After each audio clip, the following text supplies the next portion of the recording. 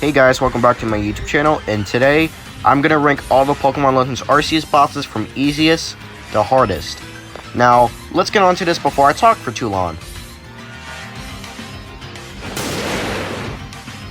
I could say why this boss is the easiest, but I think one picture can show you why. It's because of this big, fat tree. I can just hide behind the tree when Kleavor does a slash attack, and boom! Kleavor stuns itself, and I can do this over and over and over again. But enough tree talk, let's actually get to the attacks. The first attack has huge startup, and I can just move out of the way. Kleavor's other attack does get blocked by the tree as well. Here's what it actually looks like. In the shockwave attack that I forgot to get in recording, but it's really easy to dodge.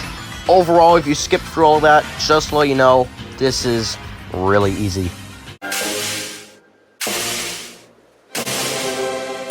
For being second easiest on this list, Hisuian Lilligant is definitely a step up in difficulty, but here we go. The first attack is just a field, and you have to dodge it on the outside, so you just have to get away from it, and it basically doesn't really do much if you just dodge away from it. And after all of that, Lilligant will eventually stun itself, leaving it free to attacks. The second attack is basically the same, but instead of dodging away from Lilligant, you gotta dodge into Lilligant, but it's still really easy to dodge if you know what you are doing. And after that, Lilligant just keeps doing the same two attacks, but what makes this harder than Kleavor is that if you don't know how to dodge, you're gonna get hit by almost every single attack. While in terms of difficulty, it's definitely a step up from Kleavor. All you have to do is dodge, and the boss is basically done. The environment of this arena is definitely different from the others as there is lava, but let's get on to it. Arcanine's first attack is a dash, which you can easily dodge, and it isn't that hard to do, but if it gets in lava, then it might be a little harder. But then Arcanine's second attack is a jump to the middle, which you can dodge pretty easily as well. After dashes and jumps, Arcanine will then do a fire attack, which you have to hit it 5 times in order for Arcanine to be stunned, and then you can attack freely. If the balls of fire aren't eliminated in time, you pay a really heavy price for it, which will usually result in death. After the first stun, Arcanine will do more jumps and more dashes, which results in more annoyance. And then the difficulty of the fight ramps up with Arcanine's second phase. Arcanine's second phase creates a fire rain, which is really annoying since it limits your movement. Because of this, doing the fireball attack is really annoying because you have limited space and you have to be really precise on how you throw it in order to stop the fireballs. The really easy first phase combined with the pretty hard second phase makes me put it in number 5, but if it was second phase difficulty for the entire fight, it would definitely be at the next spot.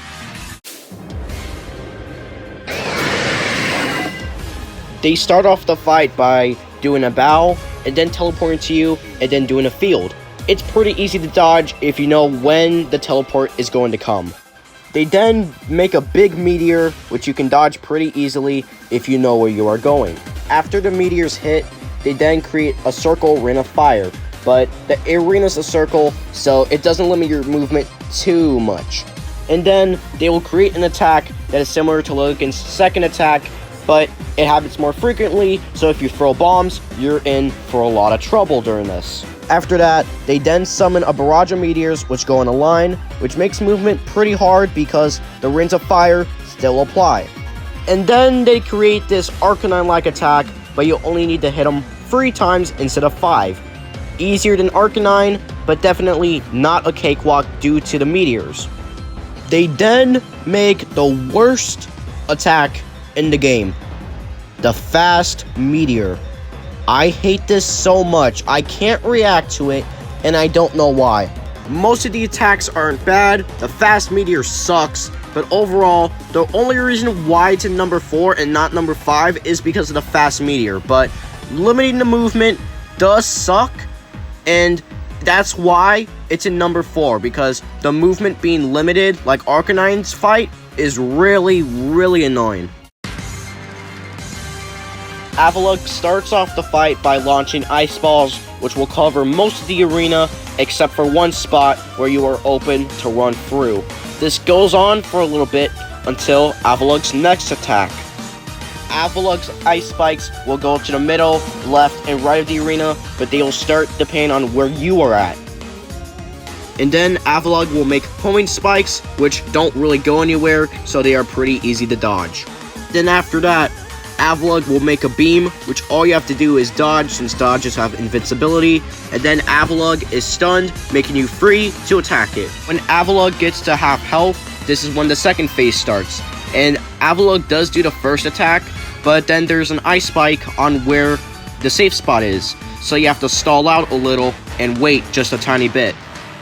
Avalugg will then do its ice spike attack again, but it's closer to Avalugg, so you can't really hit him well. The aftermath of the ice spikes does summon some tiny ice spikes, but they aren't a big deal, you just have to avoid them. To top all of that off, Avalugg's homing attack is fast, and guess what? It actually homes on you. Avalugg will then make 3 spaced out ice spikes, and the tiny ice spikes do linger, but it isn't the worst attack in the world. In the third phase, Avalugg summons spaced out ice balls and ice homing missiles, which basically can bait out dodges if you don't know what you are doing.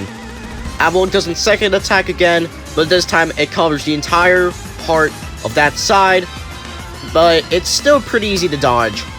The boss definitely has some easy parts and definitely some hard parts, but it's pretty hard because of all the dodging you have to do and just how many projectiles can be on screen at once. Electrode starts the fight by shooting a yellow orb that homes at you. After that, Electrode summons a bunch of Voltorbs, which basically act like little meteors covering the battlefield. After a cycle of those attacks, Electrode will then jump and then make a field which you have to get away from, or else you'll take big damage. In the second phase, Electrode spawns a green, faster orb, which keeps up with you, but you can outrun it with enough practice. The fight can get insanely chaotic with no way to throw bombs or breathe. While Electrode and Avalugg are basically interchangeable with each other, this one gets a spot up because there's not too much room to breathe, unlike Avalugg's fight.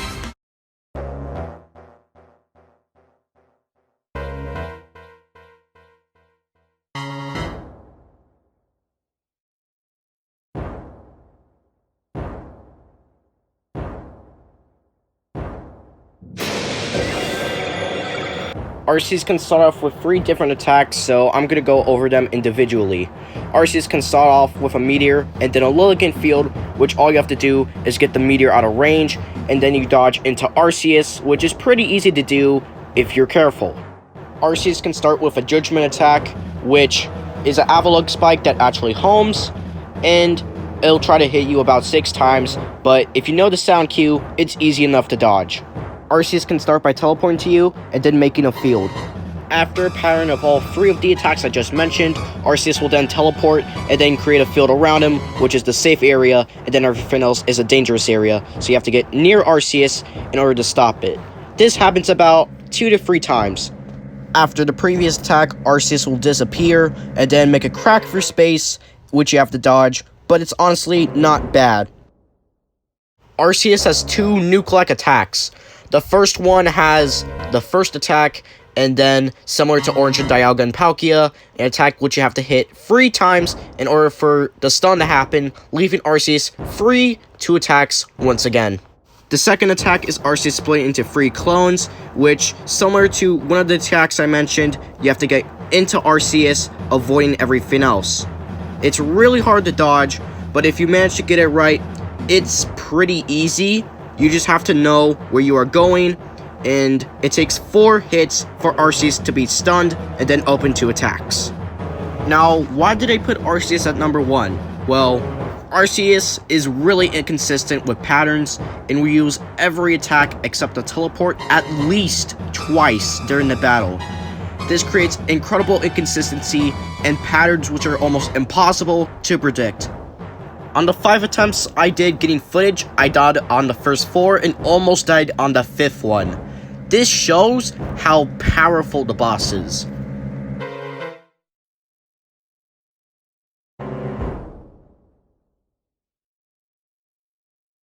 thank you guys for watching. This video's been about a month in the making, planning, getting footage, actually making the video. Thank you guys for watching. I'll see you next time. And my next video will definitely be something to wait for, but who knows what it's gonna be. Even I don't know.